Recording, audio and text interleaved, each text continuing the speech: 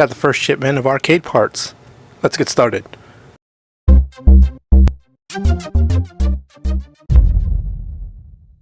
I got home today from work and this box was waiting for me. I put in an order at a company called GroovyGamerGear.com and picked up some items, and I just wanted to show you what we got. Of course, like I always seem to do, is I always cut the box off camera because that's easier and safer. So we've got here some arcade buttons, and what is this? Okay, so this is player 2 and player 1 button, and then this guy right here is a tool for tightening the nuts that go onto the bottom of those button switches. Just makes it a little bit easier to tighten. Some more packaging stuff. This is what? Oh, okay, these are like the little micro switches that go on the bottom of each of the buttons, and this actually is what registers the pressing of the button to the computer. And what is it? Okay, so this is joystick. That's one, and there better be another one in here. Yep, there's a second one, and that's it for the box. Nothing else in there besides some more packing stuff. So let me get this laid out on the table, and then I'll show you in some more detail what I got. A quick edit here. Before I said Groovy Gamer Gear, it's actually GroovyGameGear.com. That's why I ordered all these parts. What I have laid out over here on the table are the push buttons that I ordered, and so I'll give you an idea of how I plan to sort of lay out the control panel. It's going to be a 6-button layout for player 1 and player 2, so I'm going to have 6 black buttons in a 3x2 configuration, and then the blue buttons here are meant to be like a credit button. So instead of having a change box where you would insert a token or a coin, you would actually just press this button, the blue button, to give you some credits in a game. Let's see, the white buttons here, which are just the standard white ones, these guys are going to be mounted on the side of the cabinet facing this way. The idea there is that these are going to be like plungers for like a pinball machine. So if I have like a arcade pinball or something like that, I'll have the buttons on the side that I can hit, and that's what these guys are going to be.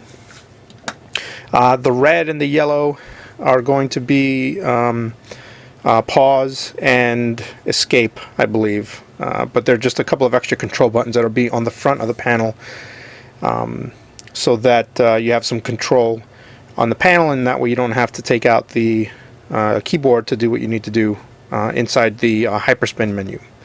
Then this little nut here is what actually screws into the bottom of one of these guys. Actually, I'll use a white one so you can see the contrast here.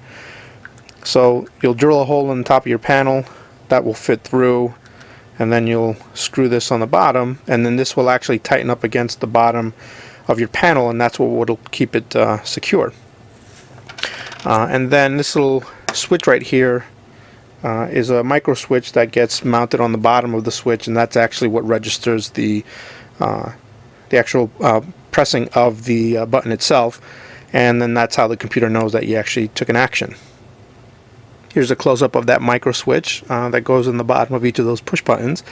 It's actually made by a company called Zippy, and it's classified as a standard soft touch switch on GroovyGameGear.com, and just was the standard option that you got when you ordered each one of these buttons. So these guys actually mount in on the bottom of the switch, and there's a little button here up top. You can kind of hear it click, and that's what actually touches down with the bottom of the switch. So I've got it mounted here so you can see what it looks like. So there's actually, You can see a couple of indentations here. So you got a little one here and here, or not indentations but pegs, and that actually fits into the switch here and here. So mounted on the button itself, there's a spring in the middle here, and then you can actually see when you hit the plunger down, that little part right there actually depresses the switch, and that's how you make it work. Pretty neat. Another close-up of the push button here. These are actually made by a company called Suzo Happ, or Happ Controls, and pretty much everything I got, at least in this batch, is made by that company. And they just seem to be pretty decent, and they were only, I think, $1 and change on Groovy Game Gear, so I thought it was a pretty good deal. And they seem to be sort of a standard item, so that's why I picked them up. On to the joysticks here. I ordered a pair of these. These are actually Happ Competition joysticks, and they come with a little diagram here for how you assemble them, and some parts.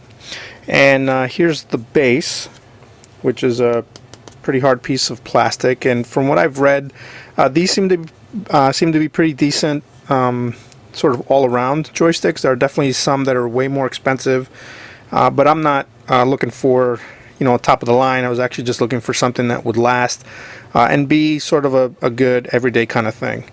I certainly didn't want to spend more money on a single joystick than what I paid for this entire thing here. So I went with this, and that seemed to be a decent choice. You do get the joystick itself, which I guess in arcade terminology here, this is a bat end, probably because it does look like the end of a baseball bat. And then you get a couple other parts here.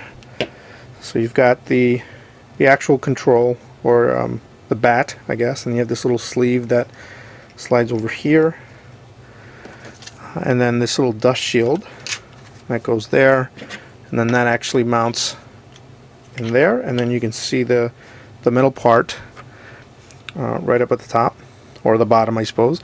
This part here slides over, and that actually is the part that depresses the switches when you actually start moving the joystick back and forth. So you can hear that go there. And then there's a little like a little lock piece here that slides over the end of here, and that's what actually keeps the joystick from coming out. On the bottom of the control, as I pull this out, are 4 of these switches here, and I can't really see they say E switch. I have no idea if that's good or bad, but you can pull them out if you want. And this whole thing is sort of modular, so you can pull these out and change springs and tensions and whatever, but I'm just going to use it as is. And I got a pair of them. Well, that's the first batch of parts that I need from our arcade cabinet, and there are a few things missing though. So I do still need to get probably a couple of speakers that I'm going to be mounting inside for sound, as well as the interface that actually connects all of these guys to the computer. So obviously you don't connect wires from each of these switches to the computer directly. There is a board that sits in between that mimics a keyboard interface that you can configure for each of your video games inside of Hyperspin and MAME and all of the different emulators that you're going to use. I still have to purchase that. I haven't gotten that yet, but I will very shortly. And once I have that, then I can actually be complete as far as ordering parts go. But I wanted to get this stuff first because I'm going to need it for when I actually start building the cabinet and laying everything out. And that's the next major part of the project here. So I definitely wanted to show you this. This came in. I was pretty excited. It's always cool to get deliveries, especially when it's pretty neat tech stuff. And it's even more neat when it's stuff that I don't normally get to see or play with. So that's pretty cool. Definitely like and subscribe because that helps me out a ton, and follow me on Twitter and Google+. You'll get updates on when new videos are posted. And as always, guys, thanks for watching. See you next time.